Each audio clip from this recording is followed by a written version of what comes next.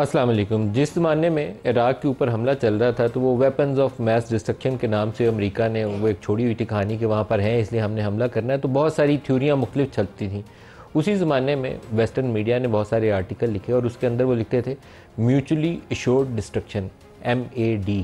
तो एक मैडनेस है जो बाज़ औक़ात कौमों के ऊपर आ जाती है और उसके अंदर वो लगता यह है कि अपने ही पाँव काट रहे हैं या नीचे गड़ा खोते जा रहे हैं, ये सोचे बगैर कि उसके अंदर वो खुद ही गिर जाएंगे। शायद पाकिस्तान के अंदर भी हम एक ऐसी ही सिचुएशन का शिकार हैं जिसे म्यूचुअली एश्योर्ड डिस्ट्रक्शन ही कहना चाहिए। इसमें हमारे पॉलिटिकल लीडर्स हों, इस्टेब्लिशमेंट हो, जुडिशरी हो, सारों ने अपना अपना माजी या हाल के अंदर हिस्सा डाला है, तभी हम इस स्टेज पर पहुँचे हैं।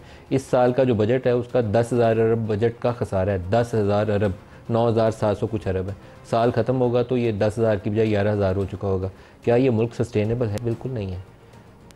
आपको ये फ़िक्र होनी चाहिए कि हमने इकॉनमी कैसे चलानी है, इस मुल्क को, लोगों को रोज़गार कैसे देना है, ये महंगाई के ऊपर कैसे काबू पाना है। रुपया जो चंद साल 2-3 साल पहले 100 के ऊपर, 104 के ऊपर 3-4 साल मुसलसल टिका रहा था, वो 300 के करीब आके खड़ा है। तो कैसे इस मुल्क को बचाएंगे? जो सर्कुलर डेट है बिजली का, वही आपकी जान पे आया हुआ है। कैपेसिटी पेमेंट्स में आप 2,000 अरब से ज़्यादा दे रहे हैं। बाज़ कारखाने ऐसे हैं जिसको बग़ैर एक यूनिट ख़रीदे हुए हम कई सौ अरब साल का पे कर रहे हैं। तो कहाँ खड़े हैं आज? हमें ये सोच है कि नहीं है? मुझे लगता है कि ये सोच हमारे अंदर है ही नहीं है। हम एक दूसरे को नीचा दिखाने, काट खाने के लिए इतना तैयार बैठे हुए हैं कि मुल्क जाता है कहीं तो जाए, कोई फ़िक्र नहीं है हमें। पहले कल ये खबर चलवाई गई थी कि आज काबीना का इजलास होगा, जो आज सुबह गुजर गई है।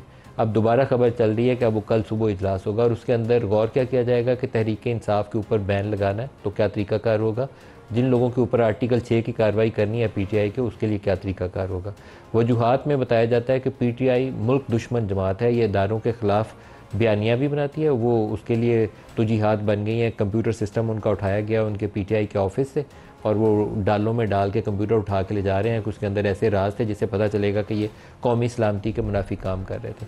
फिर जो बनी गाला या ज़मान पाक से बयानियाँ इमरान खान बनाते रहे, वो भी मुल्की मुफाद के ख़िलाफ़ गिरदाना जाएगा। इसके अलावा IMF को लिखे गए खतूत वो भी जाने जाएंगे। बन्नू में जो अमन मार्च के ऊपर अटैक के बाद सोशल मीडिया के ऊपर कैंपेन चली, वो भी उसके ख़िलाफ़ जाएगा।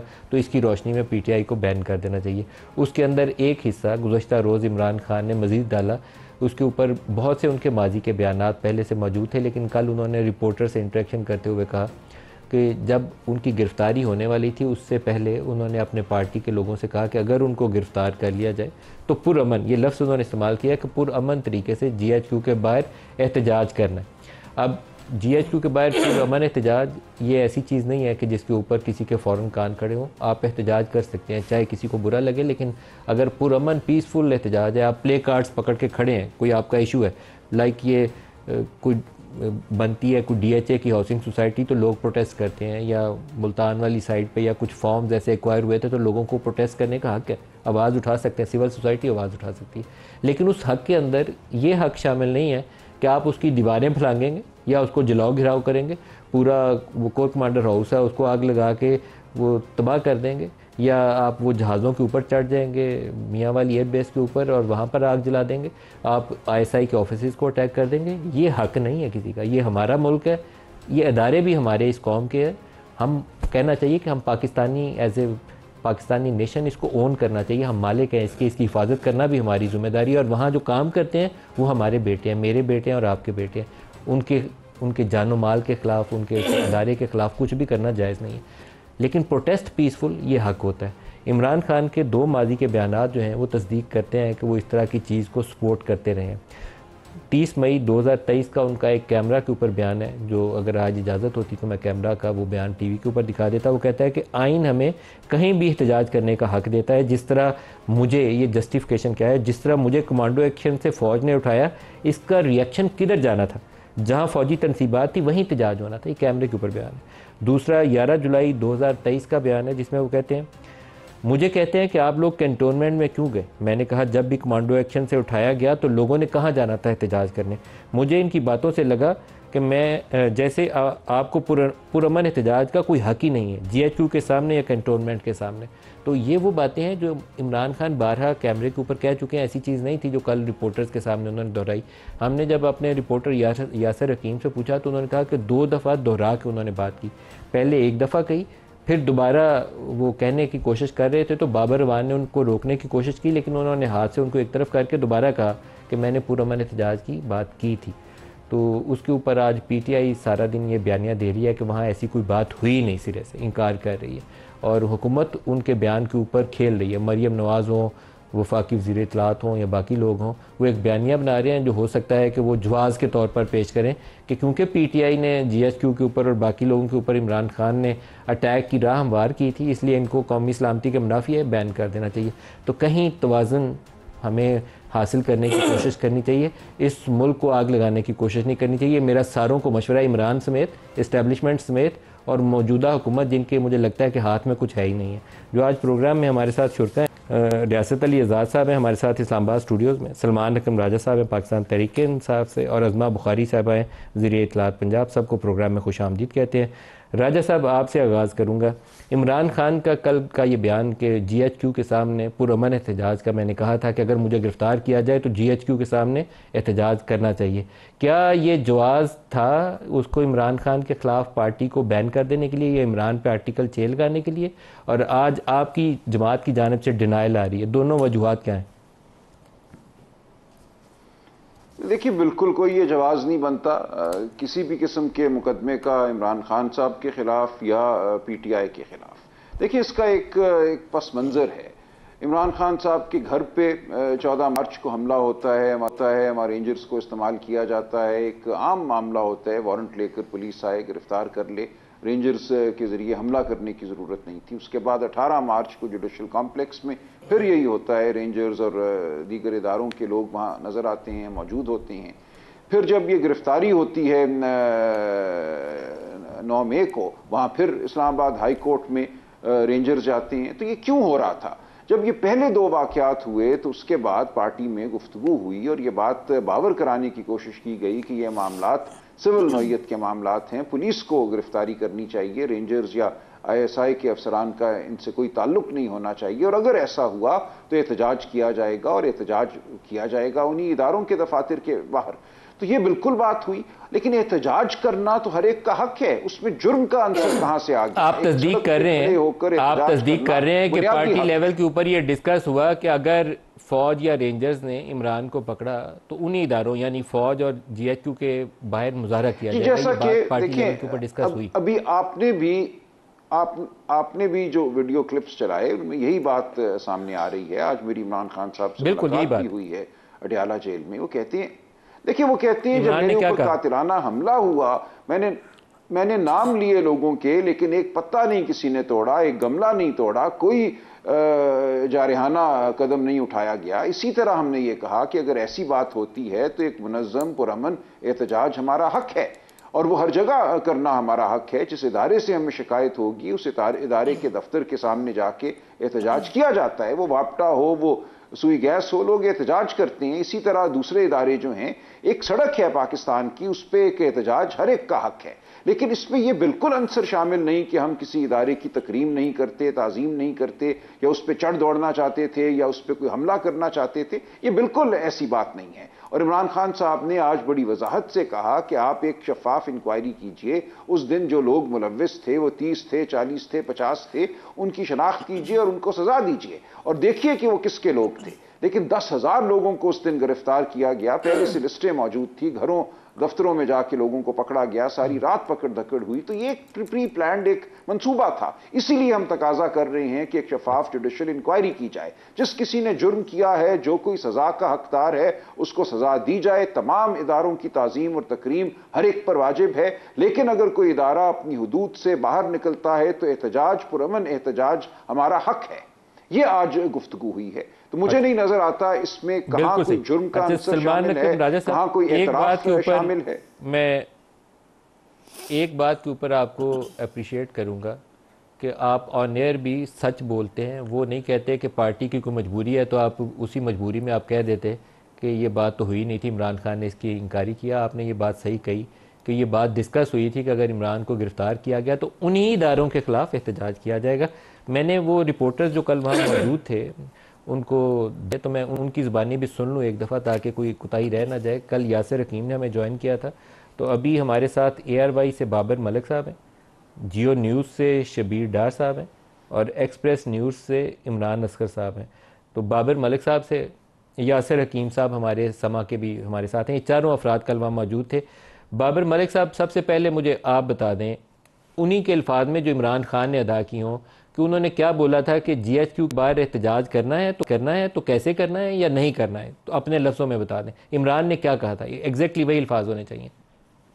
देखिए, अमूमी तौर पर जब हम कमरा अदालत में जो अडयाला जेल के अंदर है उसकी पूरा हमें छानबीन करने के बाद अंदर ले जाया जाता है, फिर वो जब अंदर आते हैं तो इमरान खान को पता मालूम होता है कि रिपोर्टर्स आए हैं, फिर वो आके हमारे फासला इतना ज्यादा अब नहीं है गो कि हमें अलाउ किया गया है। अब इमरान खान की हमें आवाज आती है, सुनाई देती है और हमें हमारा सवाल वो भी आसानी से सुन सकते हैं। पहले ये मुश्किल थी, अब नहीं है। तो उन्होंने खुद आके तवील गुफ्तगू की, पस मंजर बयान किया कि मेरी जुडिशल कम्प्लेक्स में गिरफ्तारी हुई और मेरे ऊपर तशद्दुद हुआ। फिर जब मुझे रेंजर्स ने पकड़ के गाड़ी में बिठाया तो उनका रवैया तब्दील हुआ, लेकिन जो बाहर हुआ वो मनाजिर सब कुछ देखे। लेकिन उन्होंने इसके साथ साथ ये भी कहा कि मेरे ऊपर पहले जब हमला हुआ तो उस वक्त पुरअमन तौर पर लोग रहे, किसी ने कोई GHQ पे अटैक का क्या कहा था बाबर? GHQ पे एहतजाज के लिए उन्होंने क्या अल्फाज का चुनाव किया था कि अगर मुझे गिरफ्तार किया जाए तो GHQ के बाहर पुरअमन एहतजाज होगा? ये कहा था या नहीं कहा था? अपने लफ्जों में बता दें। उन्होंने कहा कि जब मैंने कहा कि मेरी गिरफ्तारी के खिलाफ एहतजाज किया तो जिन लोगों ने गिरफ्तार किया है उन्हीं के यहाँ जाके आपने एहतजाज करना है। GHQ का उन्होंने नाम लिया और GHQ के बाहर पुरअमन एहतजाज का उन्होंने कहा। और इसी पे नहीं, जब वो टॉक करके चले गए दोबारा उनके साथ बाबर अवान हमारे सामने पेश आए तो मैंने ये सवाल दोबारा किया कि इमरान खान साहब, आप एक्सेप्ट कर रहे हैं कि आपने GHQ के बाहर एहतजाज की कॉल दी थी?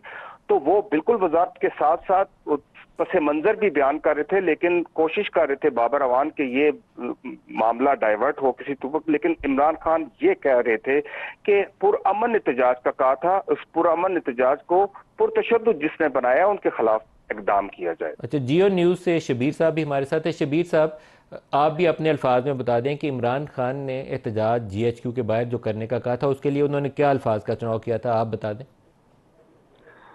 मलिक साहब, आपने अपने इंट्रो में जिस तरह इमरान खान के माजी के बयानात के रेफरेंसेस दिए हैं वो सारे बयानात ऑन रिकॉर्ड हैं, लेकिन कल का जो बयान है इमरान खान का वो बहुत अहम है, क्योंकि कल पहली दफ़ा उन्होंने GHQ के बाहर पुरअमन एहतजाज की कॉल का एतराफ़ किया। एक नहीं, 2 मरतबा उन्होंने एतराफ़ किया है।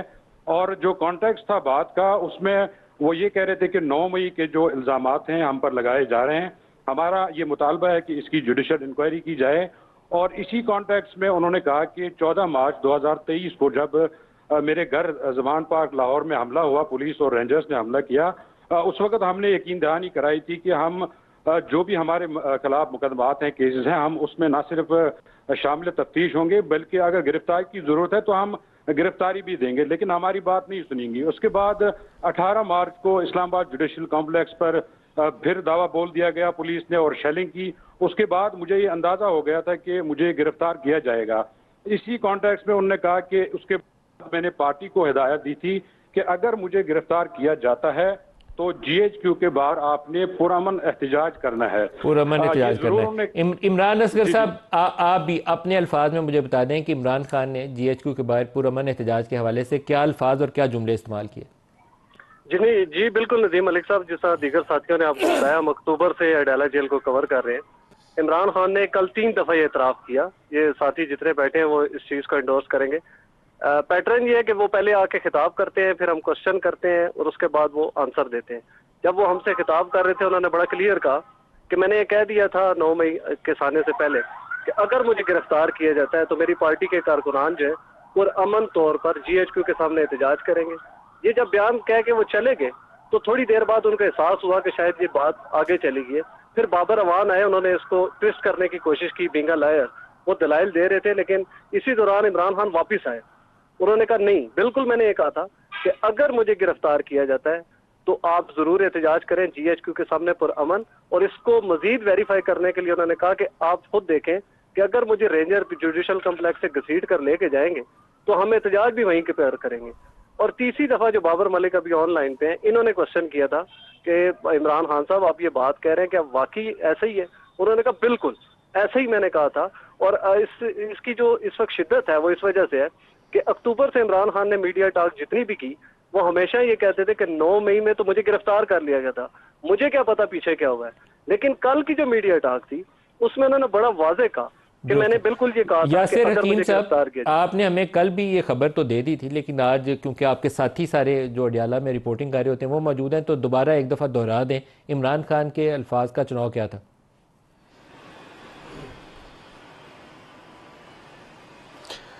देखें नदीम मलिक साहब, मैं इमरान असगर साहब, शबीर डार साहब और बाबर मलिक साहब तीनों ने जो बात की उसका कॉन्टेक्स्ट बिल्कुल ऐसा ही है। और इमरान खान साहब कल जब इस हवाले से मीडिया टॉक कर रहे थे अडेला जेल के अंदर, तो 9 मई के वाक़यात का हवाला देते हुए उनका ये कहना था कि हम पर बगावत के मुकदमात बनाए गए और अडेला जो GHQ था इसके बाहर मैंने कॉल दी थी अपनी 2 दफ़ा मुझ पर जो गिरफ्तारी की अटैम्प्ट हुई थी, मुझ पर जो हमले हुए थे, उसके बाद मैंने पार्टी के कारकुनान और कायदीन को कहा था कि अगर मुझे गिरफ्तार कर लिया जाए तो उसके बाद GHQ के बाहर बाकायदा तौर पर पुरअमन एहतजाज किया जाए। उन्होंने पुरअमन पर जोर दिया कि मैंने पुरअमन एहतजाज की कॉल दी थी। अब इसको पुरतशद्दुद किसने बनाया, इसके लिए जुडिशल इंक्वायरी करवाई जाए। और साथ साथ उनका यह भी कहना था कि इस मामले को बगावत से जोड़ दिया गया।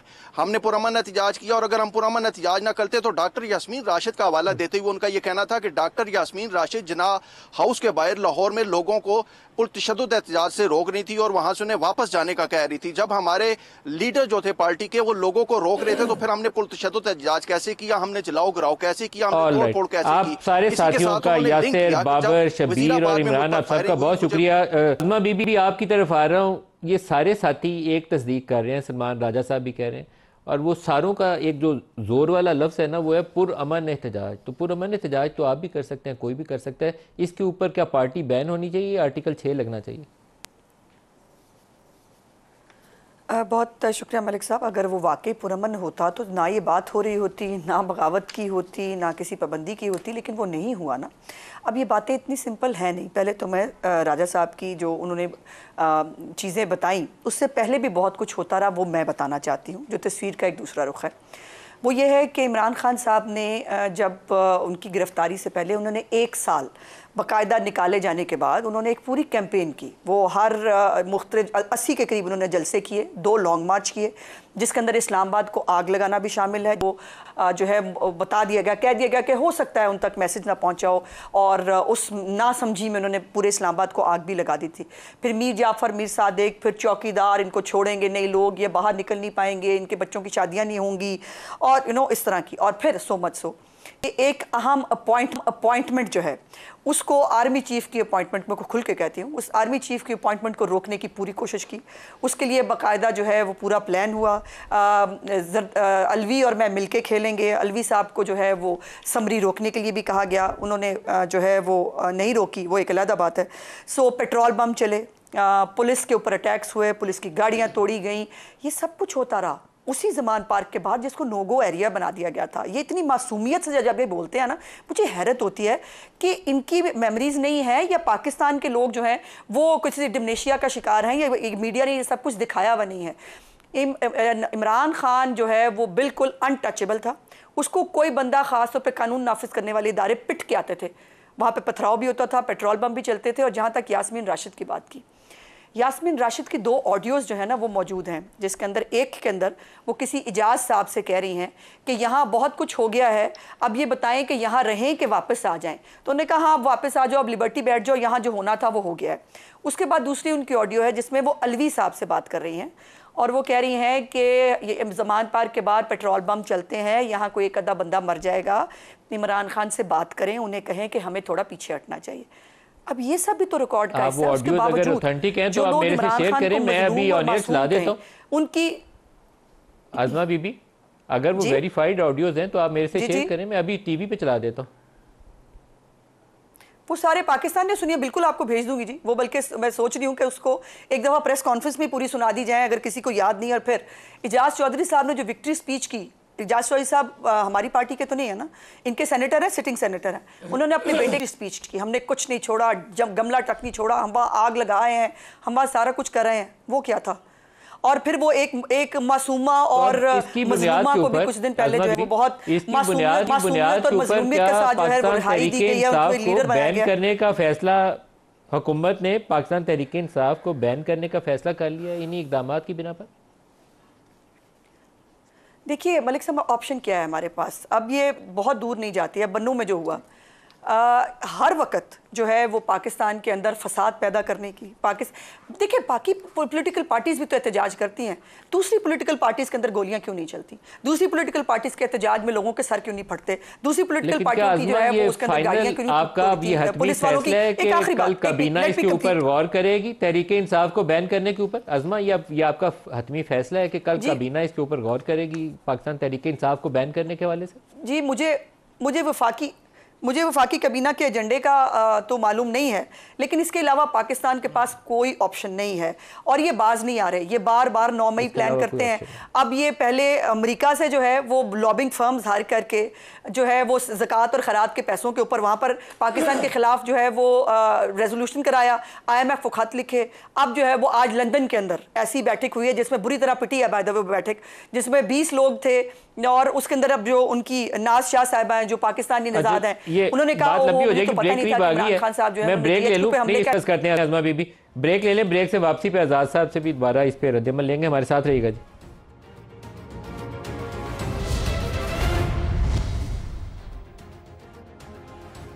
Welcome back. आज़ाद साहब, आपने सारी गुफ्तगू सुन ली, आप बताइए कि क्या तहरीक इंसाफ को इन इक़दामात के ऊपर बैन कर देना चाहिए? आर्टिकल 6 इमरान पे लगाना चाहिए या कोई और रास्ता भी मौजूद है? क्या करना चाहिए? बिस्मिल्लाहिर्रहमानिर्रहीम। सबसे पहले तो जो आर्टिकल 6 है उसकी रिक्वायरमेंट है कि जी आर्टिकल 6 है कि अगर आप कॉन्स्टिट्यूशन को सबवर्ट कर दें, एब्रोगेट कर दें, एब्जेंस में रखें, तो फिर आर्टिकल 6 है और उसकी सज़ा जो है वो पार्लियामेंट सजेस्ट करती है।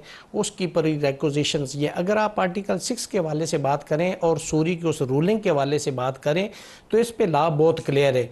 अगर आप गलत इंटरप्रेट करते हैं लॉ को, एक बात, या उसकी जब आप उस पर जैसे उन्होंने रूलिंग दी, अगर वो इस इम्प्रेशन में उसने दी कि ये मैं ठीक कह रहा हूँ, तो मुमकिन अगर यानी इंटरप्रिटेशन या उसकी गलत एप्लीकेशन पे आर्टिकल 6 नहीं बनता। और उसके पीछे जो मुहरकात हैं कि देखें जब इमरान के एक्शंस के ऊपर आर्टिकल 6 बनता, मैं उस पर पहले उसमें अर्ज को, चूँकि ये चीज़ बहुत मैटर करेगी कि जब उन्होंने रूलिंग दी उसके बाद इनकी गवर्नमेंट PDM की आ गई, उसके बाद इंटरिम गवर्नमेंट आ गई, उसके बाद ये मौजूदा गवर्नमेंट आ गई, तो आपने क्यों नहीं लगाया?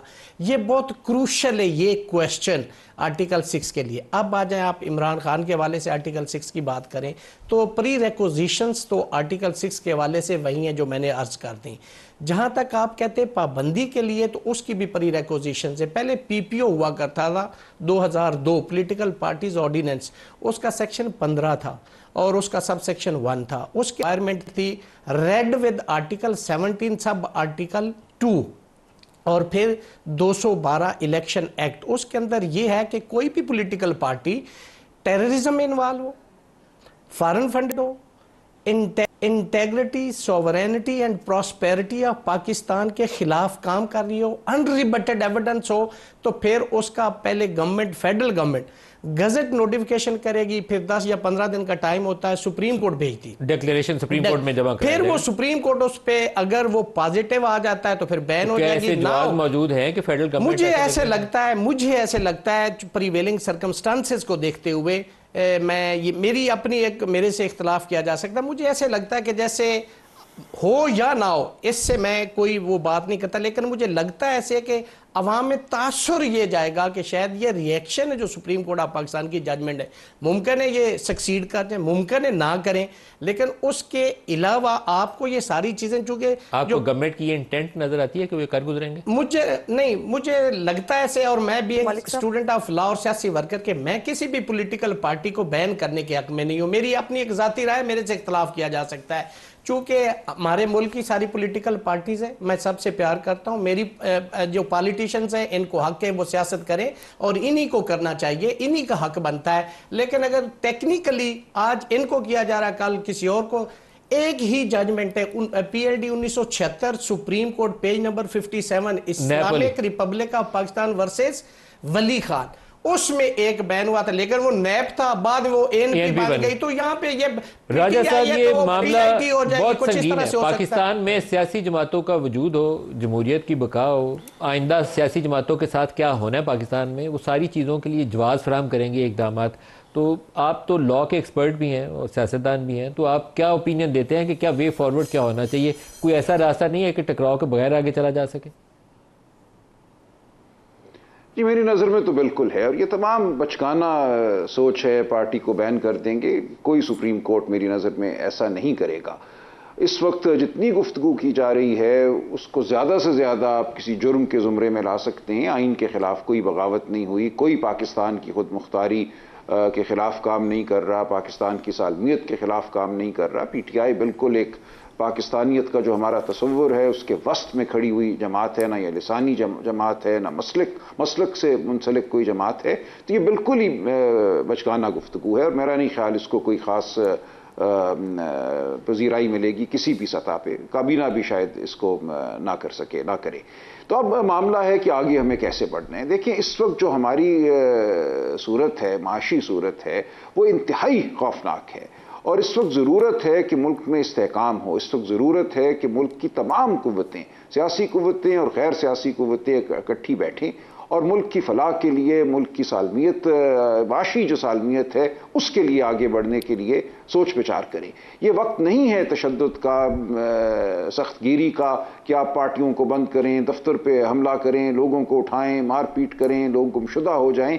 ये नहीं है वक्त इस काम का। ये तारीख हमें माफ़ नहीं करेगी अगर हम इस रविश से ना हटें। हम सब की ये जिम्मेदारी है कि हम सलीके से बैठें, बुर्दबारी से बैठें, पाकिस्तान से अपनी मोहब्बत जो है उसका इजहार करें और पाकिस्तान की फलाह के लिए सोचो विचार करें। मुझे ये नज़र आता है कि हमें इस वक्त नेशनल यूनिटी की ज़रूरत है, और मुझे कोई वजह नज़र नहीं आती कि पीटीआई इसमें अपना हिस्सा ना डाले और इस अमल को आगे लेकर बढ़ने में पहल ना करे।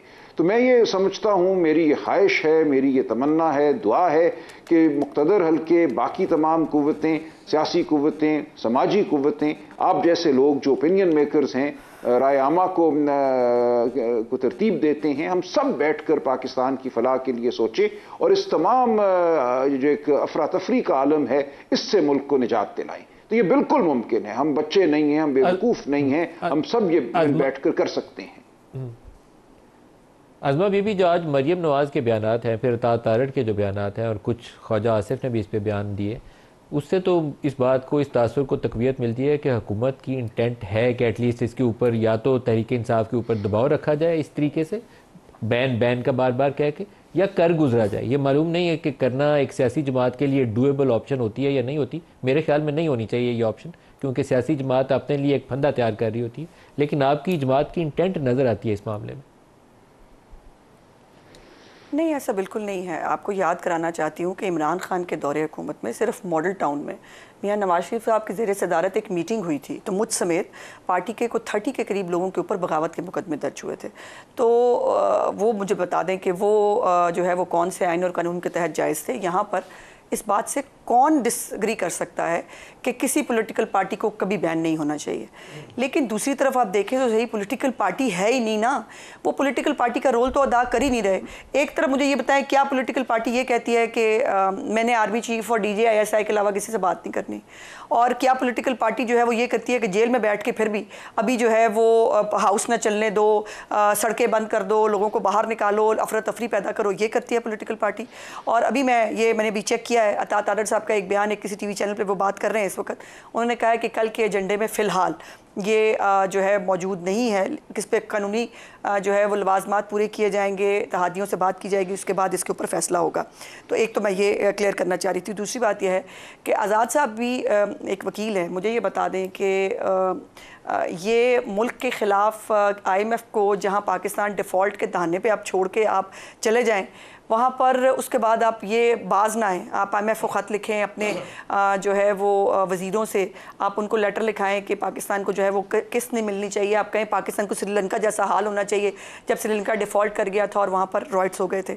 ये पाकिस्तान के साथ जो है मुहब्बल वतनी हो रही थी, वही अमेरिका जिससे आज़ादी लेनी थी उन्होंने। जो मैं बात पूरी कर लूँ जी, लेट मी कंप्लीट। लेकिन नज़मा ये कुलियन कोर्स है, इसमें एंड रिजल्ट कभी अच्छा नहीं निकलता, ना हुकूमत के लिए ना कभी अपोजिशन के लिए। इसी टकराव के रास्ते से अगर बच निकले तो रास्ता निकलता है, अदरवाइज नहीं निकलता। जी Azma. I have a right to complete my statement जी। मैंने सबकी स्टेटमेंट्स बड़े तहम्मुल से उससे सुनी हैं, और 2 स्टेटमेंट्स के बाद कम से कम मेरी स्टेटमेंट की भी गुंजाइश पैदा होनी चाहिए जी।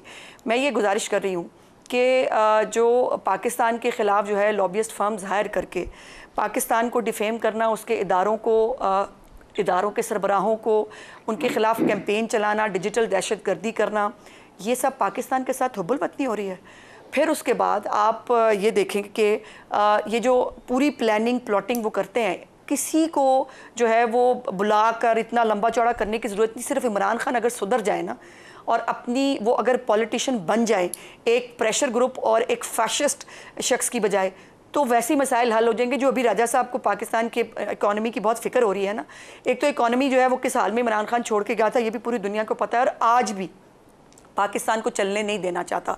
ये IMF को ख़त लिखना पाकिस्तान के बारे में जो है वो ये एक तरफ उन पे जुल्म बड़ा हो रहा है, वो बहुत तकलीफ़ में है, दूसरी तरफ उनके कॉलम्स छपते हैं बाहर जाके, अल्लाह जाने ये किसी और को तो आज तक ये लिबर्टी मिली नहीं।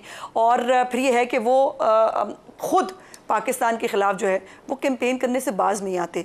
तो ये तो इमरान खान को या तो सियासतदान बन जाए, अपनी जो आधा इतराफ़ उन्होंने कर लिया, बाकी भी कर लें। वो मुराद सईद को, वो जो उसका वो भी आपने मेरा ख्याल है शायद नहीं सुना होगा, जिसमें आपको जगह बता दी गई है, आपने कहाँ जाना है और आपको वहाँ जाना चाहिए। इसको रिस्पॉन्ड करना चाह रहे हैं जी राजा साहब? देखिए, इस तरह टीवी पे बैठ के ना सियाको सबाक से हटकर आधा सच आधा झूठ आधे जुमले, इसका कोई फ़ायदा नहीं है। देखिए, अगर मैं हर नुक्ते का जवाब देना शुरू करूं कि IMF को ख़त में दर हकीकत क्या लिखा था तो बहुत वक्त गुजर जाएगा। ऐसा कुछ नहीं लिखा था कि पाकिस्तान को किस तरह दी जाए। मैं बड़ी अच्छी तरह उस ख़त को जानता हूँ। बन्नू वाक़े में PTI का कोई अमल दखल नहीं है, किसी ने ये इल्ज़ाम भी नहीं लगाया था। आज मैं ये सुन रहा हूँ यास्मीन राशिद ने क्या कहा, उसको पूरी जब आप गवाही अदालत के सामने पेश करेंगे तो बिल्कुल वाज़ेह हो जाएगा कि वो 70-72 साल कैंसर की पेशेंट खातून उस दिन क्या रोल अदा कर रही थी। ऐसा नहीं है। Professor king Edward medical university की एजाज चौधरी ने क्या कहा, अगर कोई गलत बात कही तो बिल्कुल हम कहते हैं अगर किसी ने कुछ गलती की है तो उसको सजा दें, लेकिन उसका ये मतलब नहीं है कि आप पार्टी पे चढ़ दौड़ें या किसी को कहें कि ये गद्दार है। बात करने का मौका जरूर दीजिए। जो बात की हमारे दोस्त आज़ाद साहब ने, वो बहुत अच्छी बातें की आज़ाद साहब ने। और देखिए, जहाँ तक आर्मी चीफ की तैनाती का ताल्लुक है, उस मशावरती अमल में मैं खुद शामिल था और मैं गवाही दे सकता हूँ कि किसी ने नहीं कहा था कि इस अमल को रोका जाए, कोई रखना पैदा किया जाए। ये आरिफ अलवी साहब भी इसके गवाह हैं, मैं खुद इस बात का गवाह हूँ। इसलिए ऐसा कुछ नहीं हुआ। इसलिए ये तमाम बातें सियाको सबाक से हट के करना कोई इसमें फ़ायदे की बात नहीं है। हमें वाक़यतन अब आगे बढ़ना चाहिए। पाकिस्तान के अवाम को हमें अहमियत देनी चाहिए। जिन लोगों ने इतनी बड़ी तादाद में एक पार्टी को पार्टी समझा और पार्टी को वोट दिया, उनको हकीर नहीं जानना चाहिए। कभी कहते हैं ये चाहत अली खान के परवाने हैं, ये जमहूरियत के खिलाफ एक जो रवैया है उसका इजहार है। हमें बिल्कुल अपने आप को अवाम से बरतर नहीं समझना चाहिए, अवाम को हकीर नहीं समझना चाहिए, अवाम की आवाज़ सुननी चाहिए, अवाम के जख्मों पर मरहम रखना चाहिए। PTI पाकिस्तान की सबसे बड़ी सियासी जमात है, ये एक हकीकत है। इस हकीकत को हमें आगे लेकर बढ़ना है और बिल्कुल हम सबको, मैं कहता हूं PMLN हो, पीपल्स पार्टी हो, JUI हो, तमाम जमातों को पाकिस्तान की फलाह के लिए अपना रोल अदा करना है। अब वक्त है कि हम एक दूसरे पर उंगली उठाने की बजाय बैठने की बात करें, आगे बढ़ने की बात करें, और जो मुक़द्दरा है उसको इसमें एक बड़ा रोल अदा करना है, उसको दरवाजे खोलने हैं, उसको वो हालात पैदा करने हैं जहां ये गुफ्तगू हो सके। तो इसलिए हमें अब तामीर की तरफ बढ़ना है, तकरीब से हमें हटना है। मैं आज़ाद साहब से पहले जवाब, आज़ाद साहब पहले आप इसके ऊपर थोड़ा सा ऐड करें, क्योंकि जी आप करिएगा, मैं दोबारा आपकी तरफ आऊँगा इसके बाद। उन्होंने कहा मुक़तदरा दरवाजे खोले, बात आगे बढ़े। राजा साहब ने जहाँ गुफ्तगू कंप्लीट की, मुक़तदरा के साथ ये गुफ्तगू करे बगैर ये मसले हल नहीं होने, ये रियलिटी है, चाहे आप इसको जो मर्जी कहें। कैसे होगा ये? इसमें देखें, हमारे इस मुल्क के अंदर और पॉलिटिकल पार्टीज के अंदर पोलराइजेशन वो इस वक्त पीक पे है। मैं समझता हूँ कि ये जो टेक्निकल नॉकआउट की बातें हैं ना, वो कोई भी पॉलिटिकल पार्टी हो, चूंकि मैं मेरिट की बात कर रहा हूँ, उसके कॉन्सिक्वेंसेस को ज़हन में ज़रूर रखें। इसलिए कि इस मुल्क की इस वक्त जो मौजूदा सूरत हाल है, इसमें महंगाई, यहाँ पे लॉलेसनेस, यहाँ पे रूल ऑफ लॉ की कमी, application of law, implementation of rules and everything and supremacy of constitution, ये सारी चीज़ें लैकिंग हैं। और इस वक्त आवाम का एक ही बुनियादी मसला है, वो महंगाई और गुर्बत है, सर्वाइवल है, जिंदा कैसे। मैं ये कह रहा हूँ, जब आवाम इस नहज पे पहुंच चुकी है और आप इस मुल्क के अंदर एक ऐसा दोबारा से कोई काम खुल जाता है, तो फिर मैं समझता हूँ कि पॉलिटिकल पार्टीज के हाथ से गेम निकल जाएगी। इसको बड़ा केयरफुली देख के सोच समझ के कोई भी स्टेप लेना है। देखिए, अगर आज इस मुल्क के अंदर जमहूरियत से भी लोग तंग आ गए तो फिर किधर जाएंगे। वो है ना एक पंजाबी का शेर मुनीर न्याजी का, कुछ ਉਂਝ भी राम औखियां सन, कुछ गल विच गम दा तौक भी सी, कुछ शहर दे लोग भी जालम सन, कुछ सानू मरण दा शौक भी सी। तो मैं समझता हूं कि तमाम पॉलिटिकल स्टेक होल्डर, तमाम पॉलिटिकल पार्टी, उनको मैच्योरिटी का, जिम्मेदारी का एहसास करना है और इस मुल्क का और इस कौम का सोचना है कि हम क्या करने जा रहे हैं, इसके कॉन्सिक्वेंसेस क्या होंगे। खुदा निखास्ता हालात कोई चिंगारी देखें, ये नहीं करते, कोई थर्ड पार्टी इसमें अपना रोल प्ले कर जाती तो where they will stand. Azma बीबी, जो इन्होंने मुनीर न्याजी का वो किताब पढ़ा है ना, उस नज़म का जो आगाज़ होता है, वो पहला उसका मिसरा है कि किसदा दोष सी किसदा नहीं, ये गला हुन करंदियाँ नहीं, वेले लंघे तौबा वाले राता हो के भरंदियाँ नहीं। तो ये हमारी पॉलिटिकल लीडरशिप के लिए भी एक लेसन होना चाहिए कि वो दोष किसका था उसको छोड़ के आगे हल की तरफ भी तो तवज्जो दे दें। अब बहुत कुछ पाकिस्तान के साथ हो गया, हमें इससे निकलना भी है। देखिए मलिक साहब, पहले तो ये जो इकोनॉमी की जहाँ बात की जाती है, इकोनॉमी कभी भी पॉलिटिकल स्टेबिलिटी के बगैर आगे नहीं बढ़ सकती। जब जब इमरान खान साहब को अनड्यू किस्म के फेवर्स मिले हैं ना, उसके बाद से स्टॉक एक्सचेंज की हालत देख लें, जो अच्छी खासी 82 पे चली गई थी, उसके बाद से वो गिर रही है। और ये जो पॉलिटिकल अनस्टेबिलिटी जो पैदा करने की कोशिश की जा रही है, उसके कॉन्सिक्वेंसेस आप देख रहे हैं। इकॉनमी में भी भी आएंगे, और भी बात तो नहीं आएंगे। मुझे ये समझ में नहीं आता कि इनको माफ़ कर दें और इनकी मासूमियत मजलूमियत पे ईमान ले आए, तो फिर ये राज सबके लिए खुलना चाहिए। ये फिर जो है ये सबके लिए जायज़ होगा आने वाले वक्तों में कि कोई बात नहीं, आप घुसें फ़ौजी तनसीबात के अंदर, आप जाकर शोधा के मुजस्मे गिराएं, आप जहाज़ों को आग लगाएं, उसके बाद कोई बात नहीं, माफ़ी तो मिल जाएगी ना, ये कौन सी बड़ी बात है। ये अजीब बात है। और हमें वो लोग, ये मुझे कॉन्ट्रडिक्शन आज तक समझ में नहीं आई। एक तरफ हमें आइन और कानून की बात करनी है, एक तरफ हमें बहुत ख्याल है इस मुल्क का। मैंने कोई बात सियाको सबाक से हट के नहीं की राजा साहब। और ये जो ऑडियोज़ जो आप कह रहे हैं ना आपने नहीं सुनी हुई, यही ऑडियोज़ जो है ये मैच कराने के लिए यास्मीन राशिद साहिबा के कोर्ट में जाया गया और रिमांड लेने की जो बात की गई, कोर्ट में रिमांड की स्टेज के ऊपर मोहतरमा का केस से डिस्चार्ज कर दिया गया, सिवाय इसके कि उनको वॉइस मैच की जो है वो इजाज़त दी जाती। एक तो ये मामला है। दूसरी बात यह है, इमरान खान साहब के लिए भी आज जो वो तफ्तीश में उनको कहा कि वे शामिल हों, वो किसी तफ्तीश में शामिल नहीं होते। उनके एटीट्यूड का, उनकी बदतमीज़ी का आलम यह है कि वो किसी को कुछ समझते ही नहीं है। और आज भी उनके 3 टेस्ट होने थे, पॉलीग्राफिक टेस्ट समेत, उन्होंने कोई भी टेस्ट कराने से इनकार कर दिया। ये तो आलम है। मुझे ये बताइए कि फिर ये एक दफ़ा तय कर लेते हैं कि एक तो वो मुल्क जो हमें कैपिटल हिल पे हमला हो तो अपने लोगों को वो जो है मिनटों में सालों की सजा दे दें, वो भाषण पढ़ाते हैं, इमरान खान को माफ कर दें। इमरान का क्योंकि जो वो कह रहे हैं, जो वो तफ्तीश में उनको शामिल किया जा रहा है, वो पॉलीग्राफिक टेस्ट मुल्ज़िमान का होता नहीं है। क्या कानून के अंदर प्रोविजन नहीं है कि वो आसमान से उतरे हुए अवतार हैं, जैसे उनको देसी घी में पके हुए मटन और वो मिलते हैं, इसी तरह ये भी उनको छुट्टी मिलनी चाहिए। उनकी हज़ारों की तादाद से उनकी मुलाकातें हो रही हैं। दूसरा वो कहते हैं मैं कहते तन्हाई में रहता हूँ, सारे लोग जेल में तन्हाई में रहते हैं जी भाई, वहाँ पे बारात लेके तो कोई जाता नहीं है। लेकिन बात यह है कि फिर तय कर लें इस मुल्क के अंदर जो ट्रीटमेंट इनके साथ हो रहा है वो कल सबके लिए जायज़ होगा। और ये खुली छुट्टी आप दे दें कि पॉलिटिकल पार्टी की आड़ में दहशतगर्दी कर सकती है। अगर GHQ के ऊपर तालिबान ने हमला किया था तो वो भी फिर जस्टिफाइड है, वो भी GHQ पे हमला था ना, ये भी GHQ पे हमला था।